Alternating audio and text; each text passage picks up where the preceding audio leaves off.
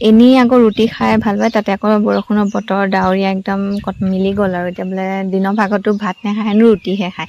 তো সেইটো কাৰণে আৰু বনোৱাত লাগি গ'লোঁ আৰু এইফালে ধুনীয়াকৈ মই লাডু কৰি ল'লোঁ। লোৱাৰ পাছতে এইফালে চব্জিও বনাইছোঁ। বায়ে চব্জিখিনি কাটি দিলে, কি দিছে আৰু দালি, আলু, ফ্ৰেঞ্চবিন নে লেচেৰীমাহ কি দিছে আৰু মই খালি বনোৱাত লাগি গৈছোঁ। এইফালে একদম জুইতে মানে বনাইছোঁ। আগতেও জুইতে বনাওঁ, কিন্তু এতিয়া মানে চব্জিও জুইতে, ৰুটিও জুইতে, মানে ডবল মানে যি পাৰোঁ পূৰা জুইতে বনাবলৈ চেষ্টা কৰোঁ, যিহেতু গেছ পাবলৈ টান হৈ গৈছে।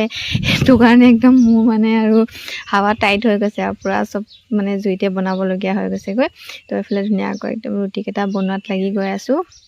আৰু আজি দিনৰ ভাগত ভাত নাখাওঁ, যিহেতু ৰুটিকে খাম। আৰু আপোনালোকে দিনৰ ভাগত কি খালে কমেণ্ট এটা কৰি জনাব দেই, মানে কি খালে কি নাই।